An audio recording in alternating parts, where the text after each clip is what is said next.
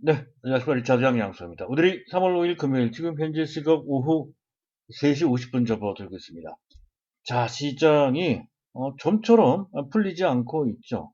미국 증시가 또 금리 상승 때문에 휘청거리는 그런 분위기입니다. 사실 그것이 심각한 것이냐 하면 꼭 그렇지는 않은데요. 어쨌든 미국 증시는 상당히 그에 민감하고 또 부정적으로 반응을 하고 있습니다. 자, 나스닥이 3일 연속 급락을 하고 있는 그런 모습이죠. 그 한가운데는 또 반도체가 있습니다. 반도체는 또 가파르게 급락하면서 우리 증시에 상당한 부담으로 전달되고 있는 그런 상황인데요. 자, 심지어는 우리가 기대했던 제롬 파월 의장의 연설, 자, 이른바 파월 효과도 통하지 않는 그런 모습까지 나왔습니다. 자, 경제 대통령이라고 하는 미국 연준 의장의 약발까지 먹히지 않는 분위기라고 한다면 도대체 방법을 어디서 찾을 것이냐라고 하는 그런 답답한 그런 상황입니다. 자, 그래도 우리 시장을 보면은 후반에 낙폭을 좀 축소를 했죠. 그래서 장중 종합지수 3,000포인트가 깨졌다가 그것을 회복을 하면서, 즉 낙폭을 줄여서 그나마 다행이다 이렇게 볼 수 있고요. 그리고 파월 효과, 파월 효과는 무위로 끝났습니다만, 자, 그렇다고 해서 완전히 끝난 것도 아니고요. 반전 카드가 없는 것도 또한 아니죠. 충분히 그 반전 카드는 매우 유효하게 현재 남아있는 상태라 할 수가 있어서, 현재 이 상태에서 다소 현재 상황이 나쁘긴 하지만 충분히 기다릴 만한 상황이라고 할 수가 있겠습니다. 근본적으로 지수 약세, 지금 조정을 받고 있는 이런 상황은 이런 거죠. 경기 상황이 나빠서 또는 불안해서 그런 것이 아니라 경기 회복이 너무 좋아서, 너무 뚜렷하고 강해서, 그래서 나타나는 일종의 부작용, 그런 상황입니다. 해서 현재 상황은 장세, 기본적인 펀더멘털이 너무 빠르게 좋아지고 있기 때문에 나타나는 역설적인 상황임을 감안해야 된다는 거죠. 그랬을 때 현재 상황은 시간이 해결을 해줄 것이다라는 것을 분명히 알 수가 있습니다. 분명 반전의 타이밍이 온다는 것이죠. 그런 상황이라고 한다면 현재 우리의 투자 스탠스를 바꿀 이유가 전혀 없죠. 조금만 더 기다리면 되겠다는 말씀을 드릴 수가 있겠습니다. 자, 그것을 바탕으로 해서 오늘 제가 준비한 내용은, 자, 앞서 말씀드렸던 것처럼 현재 조정은 경기 펀더멘털이죠. 그것의 역설적 상황에 나오고 있다는 것과 관련된 구체적인 상황을 제가 말씀을 드릴 거고요. 이 얘기까지 들으시면 시장과 관련된 안심과 조금 더 강한 자신감을 가질 수가 있을 것 같고요. 좋은 종목들은 매수할 기회가 된다는 거죠. 오늘 같은 경우는 당연히 삼성전자고요. 그리고 그 외에 LG화학이나 LG전자 이런 것도 괜찮고요. 그리고 SKC도 나쁘지 않을 것 같습니다. 네이버도 오늘 많이 빠졌는데 안 갖고 계신 분들은 매수할 기회가 되겠죠. 그런 쪽에 초점을 좀 맞춰서 보시면 될 것 같다는 말씀을 이제 드리면서, 자, 순서에 맞춰서 이제 말씀을 드릴 건데, 일단 그 전에 간단하게 이제 안내 말씀을 드릴까 합니다. 제가 말씀드리고 있는 내용과 관련해서 또는 갖고 계신 종목이거나 포트폴리오 전략과 관련된 문의사항이 있으신 분들은 보고 계신 화면의 우상단에 문의사항 연락처 010-2420-0553이 나가고 있죠. 이쪽으로 연락을 주시면 되겠습니다. 자, 오늘도 예나 다름없이 이슈부터 점검을 해야겠는데요. 자, 파월 의장이 작심하고 연설을 했는데 오히려 시장은 긍정적으로 반응한 것이 아니라 부정적으로 반응을 했죠. 역작용이 나타났습니다. 금리 상승에 대한 구체적인 대책에 대한 언급이 없었다는 것이죠. 그 전에 말씀드렸던, 자, 이른바 오퍼레이션 트위스트라고 하는 그런 정책이 어느 정도 구체적으로 그것을 표현하지 않는다 하더라도 그런 것을 할 수 있다라고 하는 언질이 있어야 되는데 그것마저 빠졌습니다. 아마 그래서 더욱더 실망을 했던 것 같습니다. 그리고 그 사람의 말 중에 금리 상승과 관련된 우려를 표명한 것도 현재 시의적으로 적절하지 못했던 것 같습니다.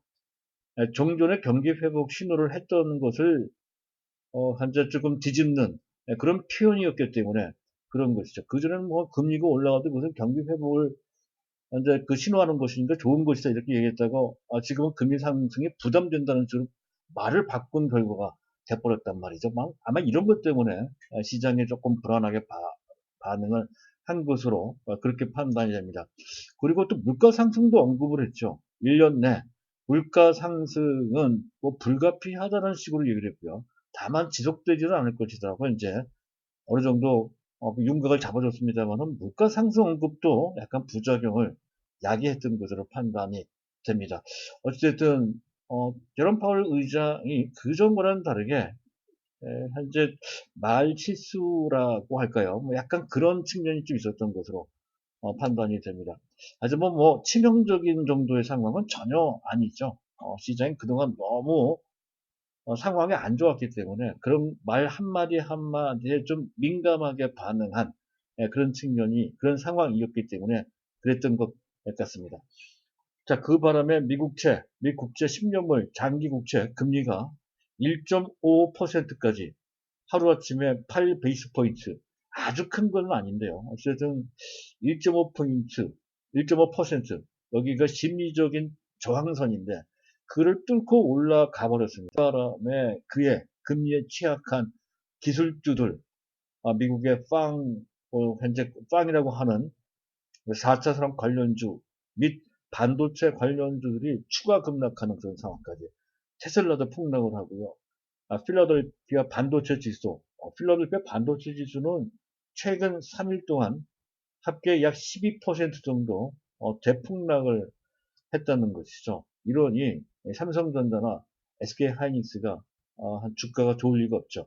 그나마 우리나라 반도체 업종들의 반도체 종목들의 주가 낙폭은 미국에 비해서 상대적으로 크지도 않습니다.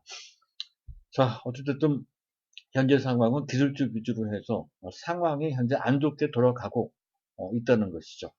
자, 반면에 WTI 가격은 4.2%나 폭등을 하면서 거의 1년 10개월 내 최고치 수준까지 치솟아 올라갔어요. 63.83달러입니다. 그와 관련돼서 분명 석유화학주 및 신재생 에너지 쪽에 실적이 괜찮을 것 같아요. 근데 지금 현재 실적이 문제가 아니라 시장 전체 분위기 때문에 아, 다 같이 도매급으로 빠지고 있는 상황이죠. 따라서 추세적으로 보면 그 실적주 화학주나 신재생 에너지 관련주들을 매수할 수 있는 기회 또는 최소 현재 갖고 있는 물량 정도는 다소 최근 주가 흐름이 안 좋다 하더라도 당연히 그들을 갖고 있어야 되는 실적과 관련된 펀더멘탈 근거가 된다라고 이제 할 수가 있겠습니다. 자, 시장을 점검을 좀 해보도록 하죠. 주변 증시는 현재 아침부터 계속 나빴죠.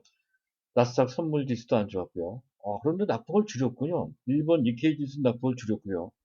나스닥 선물 지수도 장중 한때 대장초 100포인트 이상 빠진 상태에서 현재는 약 27, 8포인트 정도 수준으로 낙폭을 줄였고, 자, 그 흐름에 우리 증시도 어느 정도 반응을 하면서 코스피 내지 코스닥 지수의 낙폭을 줄이는 심리적인 그러한 동인이 됐다 이렇게 판단이 됩니다. 어쨌든 현재 상황은 펀더멘털의 기준에서 움직이는 장세가 아닌 센티멘탈, 펀더멘탈 장세의 반대 기준이 센티멘탈, 매우 감성적 장세라는 것이죠. 그래서 그런 거 하나하나에 시장 참가자들이 현재 펀더멘탈이 아닌 시장 심리 차원에서 민감하게 반응하는 과정에서 나타나는 상황이라는 것을 이런 점에서도 쉽게 알 수가 있겠습니다.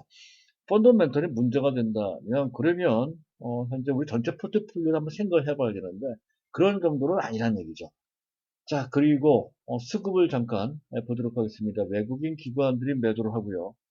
그 떨어지는 물량은 일반 개인이 받는 구조, 최근에 지수 약할 때 나타나는 전형적인 수급 구도가 오늘도 또한 재현됐다는 건데요. 특기할 만한 것들이 있죠. 외국인들의 매도가 아주 많지는 않습니다. 3,700억 정도인데, 자, 지난 2월 26일 날인가요? 그 당시 외국인들이 2조 8천억을 대규모로 매도했던 것에 비해서는 아주 크지는 않죠. 또 기관들도 단기 매매 성향이 높은 금융투자 위주로 해서 매도가 나왔습니다. 8천억 정도 매도가 나왔다는 건데, 온통 그 외국인 및 기관들의 떨어지는 물량을 일반 개인들이 받았다는 건데, 그 전처럼 적극적으로 받은 것이 아니라 떨어지는 물량을 지정가 매수 방식으로 해서 소극적으로 받았다는 것이죠. 그래도 그런 와중에서도 낙폭을 줄여서 그나마 다행이다, 이렇게 이제 말씀을 드리고 있는 것이고요. 오늘은 외국인들의 선물 조금 매도하지 않았습니다. 그리고 장중 베이시스가 많이 흔들렸습니다. 사실은 현재 그 3월물 마감 시점이 다가오고 있죠. 다음 주 목요일 날 일주일도 채 남지 않은 상태. 그러니까 마감에 근접하면 근접할수록 0에 수렴을 합니다. 그래서 그 역베이시스 폭이 줄어드는 것은 마땅한데, 하지만 그런 와중에서도 좀 안정돼야 될 베이시스의 장중 진폭이 좀 컸습니다. 위로 갔다 아래로 떨어졌다 하는 그런 모습이 나타났는데요. 아직까지는 시장의 투자 심리가 충분히 안정되어 있지 않다는 것이죠. 참가자들이 갈팡질팡 하고 있다라는 것을 보여주는 그러한 움직임이었습니다. 이거는 현재 상황에 아직까지는 만만치 않은 구석이 남아있는 상태로 해석되는 그런 장면이라고 볼 수가 있습니다. 하지만 어차피 이것도 단기적인 현상이거든요. 자, 그에 따라서 프로그램 매도도 3천 정도가 나왔다는 건데, 자, 외국인들 매도의 상당 부분이 비차익 쪽 프로그램 매도라는 건데, 이것도 또한 단기 성향이 높은 그런 매물들이죠. 그래서 이 부분도 아주 심각한 정도의 규모는 또한 아닙니다. 자, 여기까지 일반적으로 계속 매 점검하는 그 내용을 이제 점검을 했던 거고요. 금리 상승과 관련돼서 일종의 역설적 상황, 금리 상승과 그에 따른 주가 급락은 패러독스다, 이렇게 이제 설명을 하고자 합니다. 경기 회복의 역설이라고 하는 건데, 이 부분은 자주 이제 언급을 해드렸었죠. 이제 미국의 최근에 나타나는 각종 주요 경제 지표를 보게 되면 더 이상 좋을 수 있을 것 싶을 정도로 상당히 좋게 나옵니다. 물론 고용 지표 쪽은 아직은 좀 멀었죠. 하지만 제조업 지수라든가 제조업 PMI 지수, 이번에 서비스업 PMI 지수는 조금 기대에 못 미쳤습니다만은 중요한 건 제조업 쪽입니다. 제조업 PMI 지수는 60포인트를 넘었단 말이죠. 산업생산이나 소매 판매도 나쁘지 않았습니다. 그리고 각계 주요 기업들의 실적도 상당히 좋게 나왔죠. 그리고 또 최근에 상황을 보면 경기 회복이 빨라지다 보니까 그에 따라서 원자재, 또 최근에는 곡물가 이런 것도 올라가고, 곡물가가 올라가니까 그것을 운반해야 되는 선박 운임도 올라가고, 선박 운임이 올라가니까 조선 또 발주가 또 쏟아지고 있는 상태죠. 그래서 전반적으로 이쪽이 이제 많이 올라가고 있는 그런 상태다 하는 건데, 그럼에도 불구하고 CPI, 소비자 물가 지수입니다. 소비자 물가 지수가 어느 정도 상승 압박을 받고 있기는 한데, 실질적인 전체 소비자 물가 지수의 수준은 현재 미국은 1.4% 정도 수준이고요. 아마도 연간 전체로 봤을 때에도 2%가 넘지는 않을 것으로 그렇게 예상이 되는 상황입니다. 이것은 어느 정도 이쪽 분야의 전문가들이 예측하고 있는 정도의 내용이고요.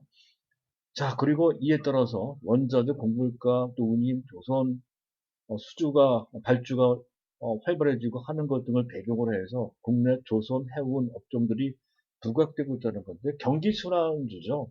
이미 좀 많이 올라갔습니다. 지금으로 봤을 때 그들 종목, 뭐 HMM, 뭐 펜오션 이런 종목들이죠. 일견 지금과 조정을 좀 받고 있는 사이에 HMM 같은 종목들 보면 좀 부러운 측면도 좀 있죠. 펜오션도 있고요. 근데 너무 부러워할 필요 없습니다. 지금 당장 그들이 주목받고 있지만 이들 상승에는 추세적인 상승의 한계가 있죠. 경기 순환적이니까요. 지금 당장 좋을 뿐입니다. 자, 그런 상태. 이미 또 그들 종목은 많이 올라갔습니다. 어쨌든 상황이 그런 종목들이 유리하게끔 돌아가고 있다 하는 것.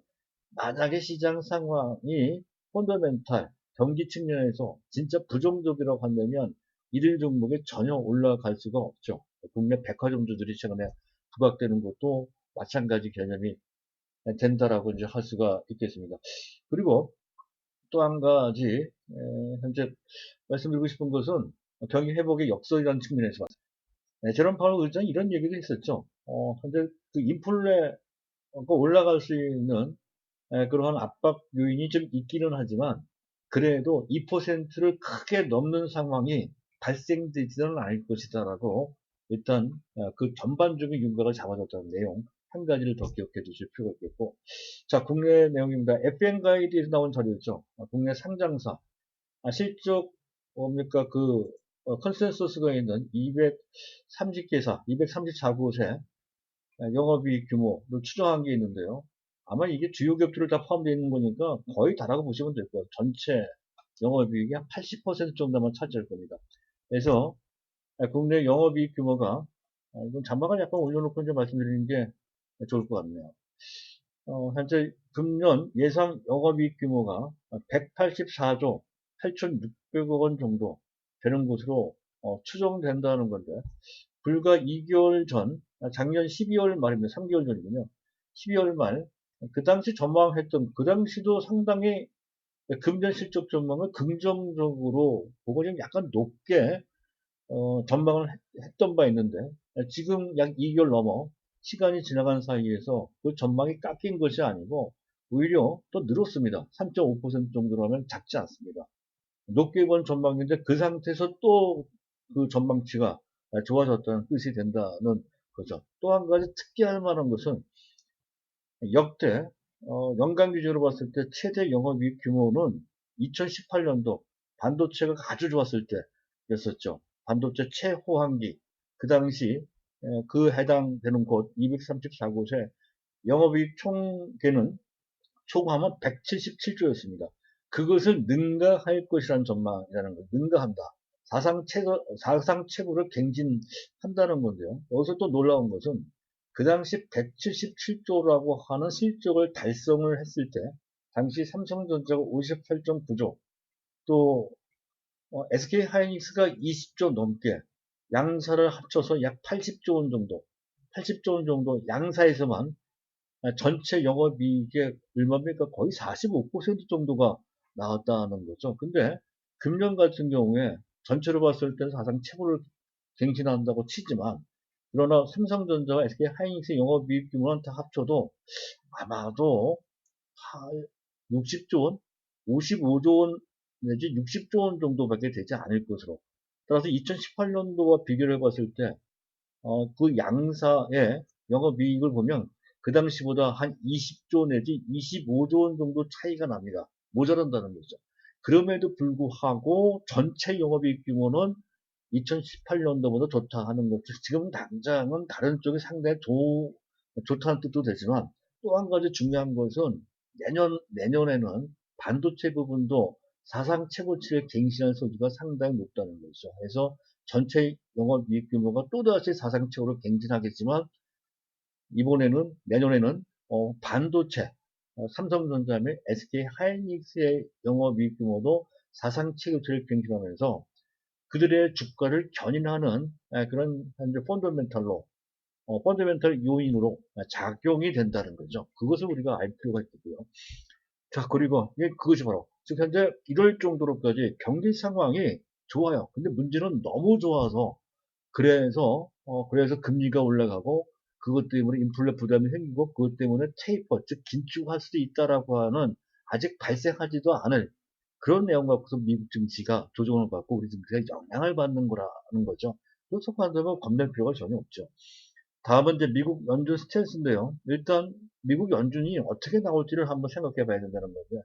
그들이 그와 관련된 금리 상승과 관련된 어떤 대책을 세울지에 대한 의사가 있는지, 그런 마음이 있는 것인지, 그리고 그들이 뭐 그런 경험을 해본 적이 있는지, 또 그것을 할 수 있는 능력이나 수단을 갖고 있는지, 그런 것들을 생각해 봐야 된다는 건데, 충분하다는 것이죠.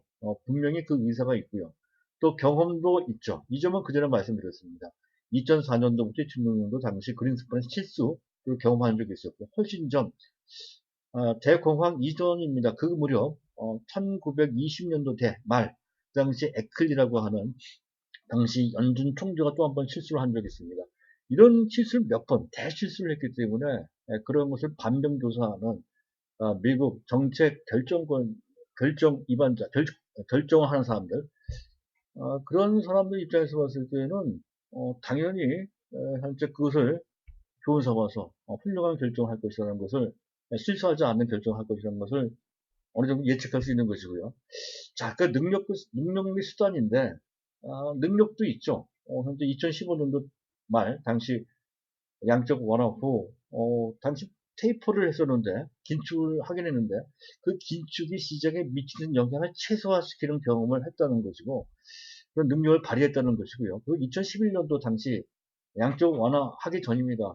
그 당시 수익률 곡선이 이게 벌어지는 현상, 즉 장기 국채 수익률 및 단기 국채 수익률이 벌어지는 넓혀지는 그런 상황. 지금은 거의 유사한 상황입니다. 그때 오퍼레이션 트위스트라고 하는 정책으로 해서 그러한 부작용을 상당히 해소를 한 아주 훌륭한, 아주 적절한 경험을 한 바 있죠.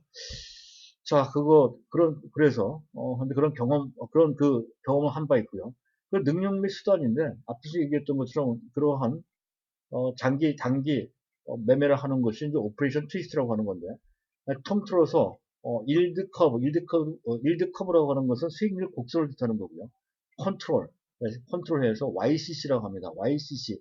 요번에 미 연준 그 뭡니까? 그 미 연준 의원 중 한 2명 정도가 그와 관련된 발언을 했습니다. 이것도 상당히 특이할 만합니다. 패트릭 카커 필라델피아 연준 총재인데요. 인플레가 약간 부담이 된다 하더라도 한 1.7% 정도 금년이죠. 하회를 할 것이다 하는 전망을 내면서 YCC 적절한 현재 그 금리 상승 문제를 통제할 수 있는 수단이 있다. 이렇게 언급을 했고요. 찰스 에반스, 시카고 연준 총, 이 사람이 아직까지 거기에 있네요. 이 사람은 전형적인 비둘기파, 아주 가장 강한 비둘기파. 아마 제롬 펄 못지않게 아주 강력한 비둘기파인데요. 자, 이 사람도 금리 상승은 경기 호전을 반영하는 것이다 하는 것이고, 그리고 장단기 금리가 크게 벌어지고 있는 그런 현상에 대하여 YCC, 일드 커브 컨트롤, 즉 오퍼레이션 트위스라고 하는 적절한 수단을 쓸 필요가 있는 상황이다. 이렇게 언급을 했습니다. 구체적으로 표명을 했거든요. 그렇다고 한다면 3월 16일 날, 17일 날, 다음 주 수요일 목요일 날인가요? 그때 FOMC 결과가 그와 관련돼서 보다 명쾌한 해답을 내놓을 것으로 그렇게 이제 판단이 됩니다. 현재 상황이 썩 좋지 않기 때문에 상황을 돌리기 위한 그런 어떤 적절한 조치가 충분히 나올 소지가 높다. 이렇게 이제 볼 수가 있겠습니다. 그에 들어 시장의 오해, 지속적인 긴축 우려, 금리 상승에 주목해야 된다라는 식의 표현 때문에 시장이 좀 곡해한 측면이 있다는 것이죠. 이것은 사실은 현재 앞에서 제롬 파월의 실수일지도 모른다 이렇게 얘기를 했습니다만은 꼭 실수는 아닙니다. 원래 우리나라 이주열 총재도 그런 식으로 얘기를 하죠. 미국 중앙은행의 총재들은 시장에 미치는 영향을 최소화시키기 위해서 직설적인 어법을 쓰지 않습니다. 돌려서 얘기하는 좀 애매모호한 표현들을 추상적으로 표현하는 그런 방식. 이게 미 연준 중앙은행의 어법, 말하는 법이거든요. 그런 것에 능수능란했던 사람이 그린스폰이었었고요. 다소 직설적으로 얘기했던 사람이 그 이후에 있었던 버냉키, 그 중간쯤에 있는 사람은 제니 옐런. 그리고 이 제롬 파월 의장은 그런 데는 조금 익숙하지 않았던 것 같은데 어쨌든 미국 연준 어법에 맞춰 얘기하다 보니까 오히려 시장에 잘못 전달된 측면은 좀 있었던 것 같은데 기본적인 의도는 그렇지 않고 그리고 능력도 있고 경험도 있다는 것이죠. 그런 관점에서 전혀 걱정할 필요가 없겠습니다. 어쨌든 구체적인 오퍼레이션 트위스라고 하는 정책이 제시될 것이 상당히 유력하다 이렇게 판단이 돼서 말씀을 드린 거고요. 자, 마지막으로 지금 개별 이슈를 한번 보도록 하죠. 시장은 일단 뭐 상당히 어렵게 시작했습니다만은 오늘 시장을 보면 나름대로 긍정적인 측면이 있죠. 자, 환율 같은 경우에도 상당히 어려웠습니다만은 미국 금리가 급등하는 등 좀 불안했죠. 또 미국의 DXY 이제 그 달러 인덱스가 0.73%로 급등을 해서 이렇게 되면 주변의 다른 특히 이머징 마켓의 통화 가치는 떨어질 테니 달러 인덱스가 급등한 것에 영향을 받는다라고 했을 때에는 우리나라 원달러 환율이 또 급등을 했었어야 마땅할 건데요. 실제로 급등하지는 않았죠. 근데 원달러 환율은 오히려 전강 후야 아침에 강했다가 떨어지면서 안정을 취하는 그런 모습으로 진행이 됐습니다. 이런 것도 일단 긍정적이고요. 그리고 외국인들의 순매도 규모가 아직 큰 것도 아니죠. 그런 거 앞에서 말씀드린 대로고요. 또 기관 매도의 70%는 금융투자에서 나왔습니다. 단기성이죠. 또 장중에는 베이시스가 축소되게 됐습니다. 물론 좀 마감에 근접하고 있기 때문에 자연스럽게 베이시스는 영에 수렴합니다만 어쨌든 장중에 플러스가 나온 것도 있었고요. 어제 그제 시장이 풀려나가는 분위기였을 때에도 플러스가 나왔죠. 플러스가 나오는 게 중요합니다. 어쨌든 이번 3월 11일 날 선물옵션 동심 만기 이후에 베이시스에 주목을 할 필요가 있는데 뭔가의 가능성을 보여주는 그런 변화가 조금씩 한두 번씩 나옵니다. 네, 그런 것도 일단 긍정적이고요. 그리고 유가 상승. 이 시장이 나쁘면 또 펀더멘탈, 전 세계 경제가 나쁘면 유가가 아무리 감산을 한다고 하더라도 급등을 할 수가 없죠. 무려 4% 넘게 급등을 했다는 거고요. 또 우리 시장을 보면 어찌됐든 이래저래 지수의 하방 경직성을 제가 말씀드린 적이 있었죠.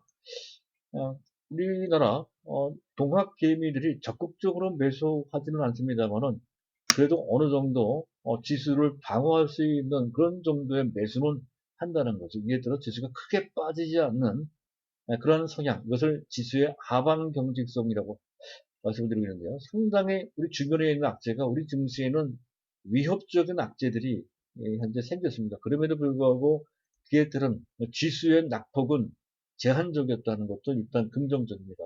그래서 상황이 풀려지면 이런 힘이 모아져 지수 상승을 이끌 수 있는 동력이 된다는 것이죠.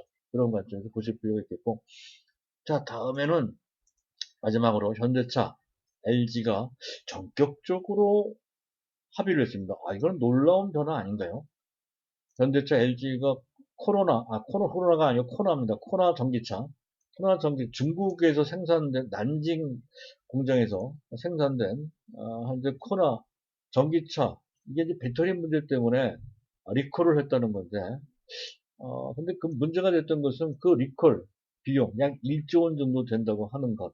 이것을 누가 어떻게, 어떤 식으로 부담할 것이냐 하는 건데, 지금 국토부에서는 배터리세, 그것도 음극탭 문제 때문에 배터리 셀 문제다 하는 거죠. 그래서 지금 LG화학이 현재 문제가 있는 것이 아니냐라고 이렇게 추정을 했던 건데, 물론 LG화학은 전면 부인했죠. 꼭 그런 것만은 아니다.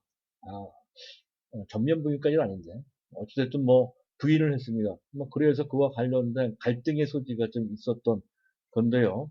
근데 그것이 그 문제가 즉 그 비용 부담과 관련된 갈등이 만들어진 불과 10일 만에 조기에 봉합됐다는 거, 전격 합의를 했다는 겁니다. LG가 7 정도의 부담, 또 현대차가 3 정도 되는 그런 부담, 그 부담을 현재 미래의 실적이 아닌 과거의 실적, 작년 4분기에 충당금, 그 비용으로 뺍니다. 그래서 이미 발표된 실적에 그 비용으로 빼서 이제 반영시켰다 하는 건데요.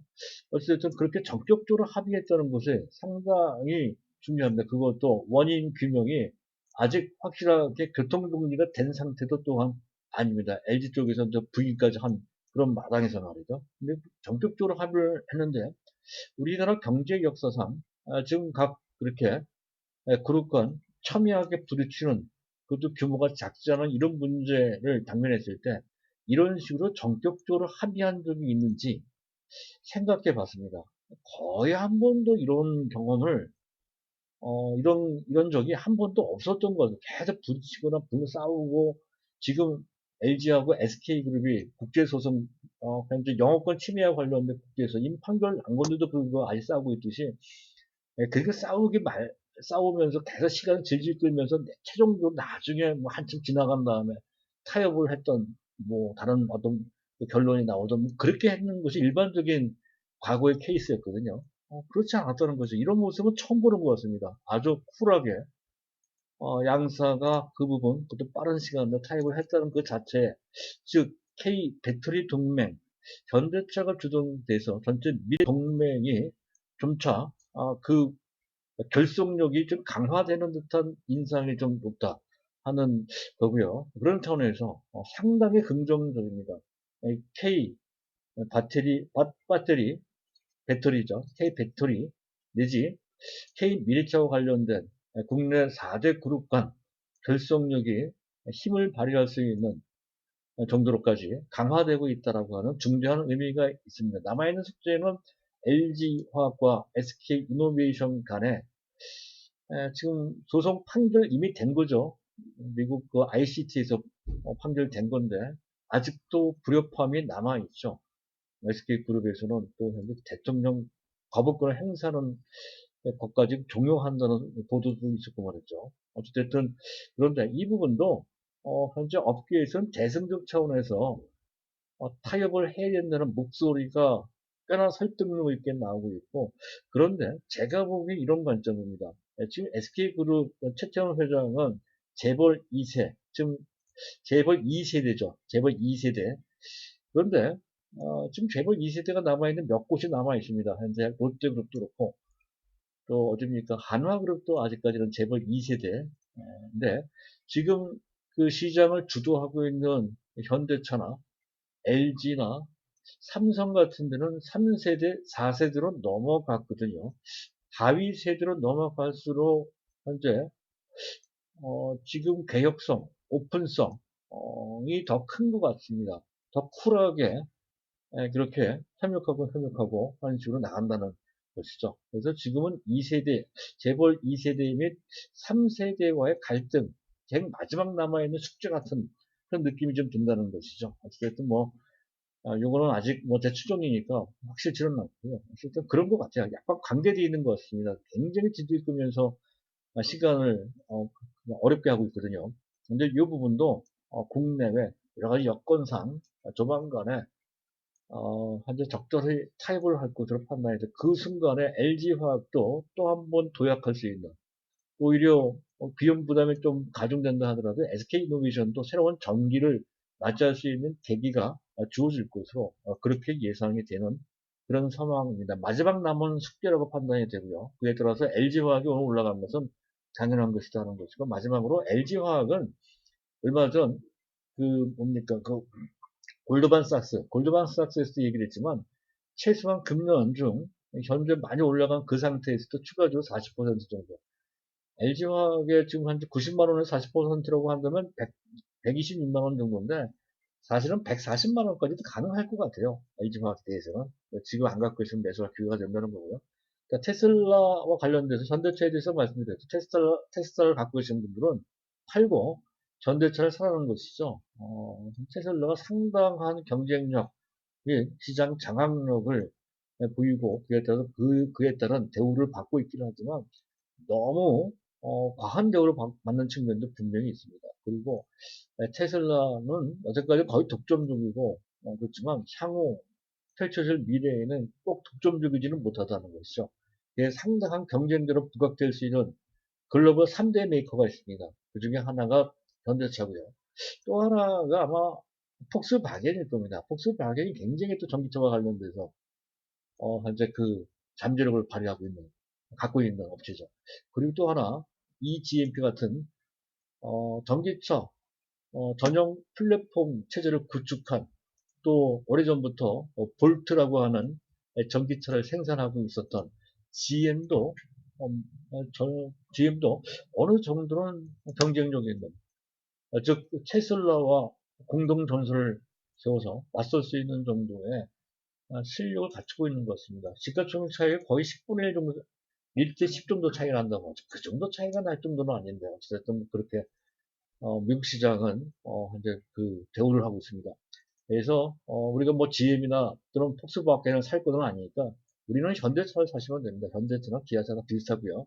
자 그리고 그 외에 현대모비스도 마찬가지 개념으로 보시면 될 것 같습니다. 자, 오늘 내용은 여기서 마치도록 하겠습니다. 감사합니다.